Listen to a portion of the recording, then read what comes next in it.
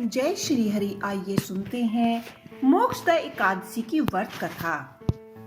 महाराज युधिष्ठिर ने कहा कि हे भगवान, आप तीनों लोकों के स्वामी हैं, सबको सुख देने वाले और जगत के पति हैं।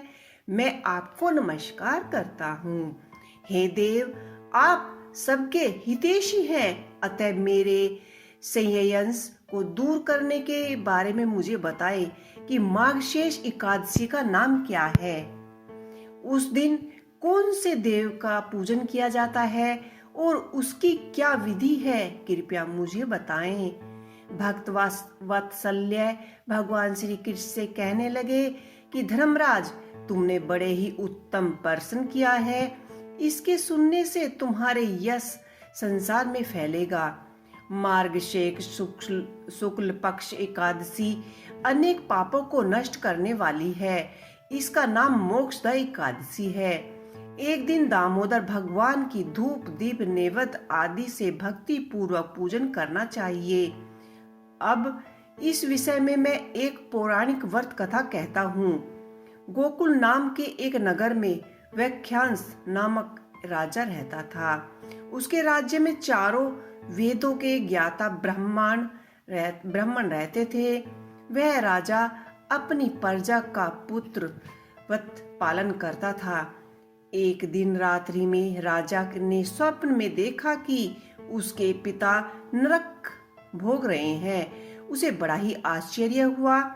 प्रातः वह विद्वान ब्राह्मणों के पास गया। विद्वान ब्राह्मणों ने उसे अपनी स्वप्न सुनाया। उन्होंने कहा कि मैंने अपने पिता को नरक में कष्ट उठाते देखा है।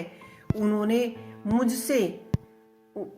मुझसे कहा कि हे पुत्र, मैं नरक में पड़ा हूँ, यहाँ से तुम मुझे मुक्त कराओ। जब से मैंने यह वचन सुने हैं, तब से मुझे बहुत बेचैनी हो रही है। मैं बड़ा ही बेचैन हूँ। चित्त में बड़ी अशांति हो रही है। मुझे इस राज्य, धन, पुत्र, स्त्री, हाथी, घोड़े आदि में कुछ भी सुख प्रतीत नहीं हो रहा है। मैं क्या करूं? राजा ने कहा कि हे ब्राह्मण देवताओं, इस दुख के कारण मेरा सारा शरीर जल रहा है। अब आप कृपया करके कोई तप, दान, व्रत आदि ऐसा उपाय बताएं जिससे मेरे पिता को मुक्ति मिल जाए। उस पुत्र का जीवन व्यर्थ है जो अपने माता पिता का उद्धार न कर सके। एक उत्तम पुत्र जो अपने माता पिता तथा पूर्वजों का उद्धार करता है, वह हजारों मूर्ख पुत्रों से अच्छा है।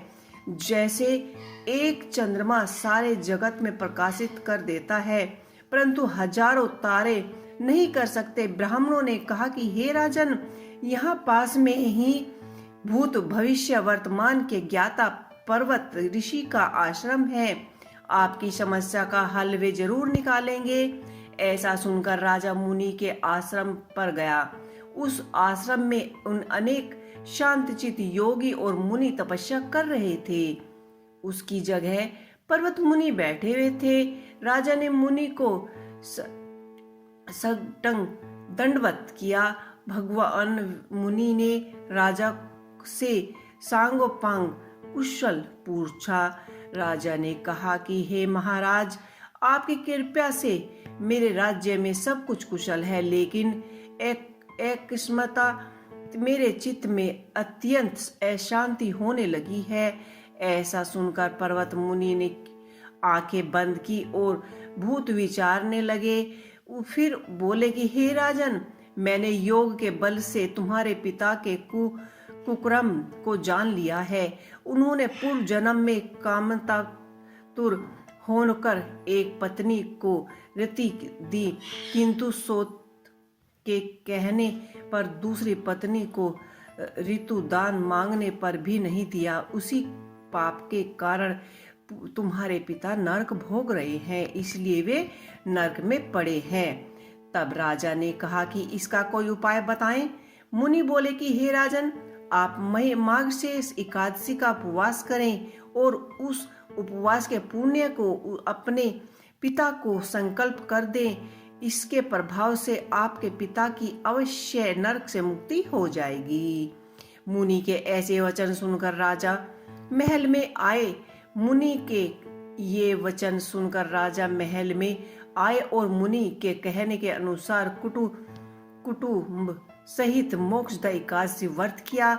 इसके उपवास का पुण्य उनके पिता को अर्पण कर दिया।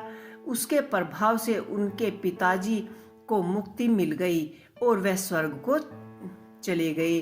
वे पुत्र से कहने लगे कि हे पुत्र, तुम्हारा कल्याण हो। यह कहकर स्वर्ग चले गए। माघशेष माह की शुक्ल पक्ष की मोक्षदा एकादशी का जो व्रत करता है उसके समस्त पाप नष्ट हो जाते हैं।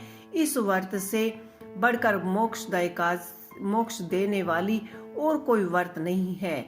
इस व्रत को पढ़ना या सुनने से वायुपेय यज्ञ का फल भी मिलता है। यह व्रत मोक्ष देने वाला तथा चिंतामणि के समान सब कामनाओं को पूर्ण करने वाला है। तो दोस्तों, आपको मेरी मोक्षदा एकादशी की व्रत कथा कैसी लगी मुझे कमेंट बॉक्स में लिख के अवश्य ही बताइएगा। जय श्री हरि।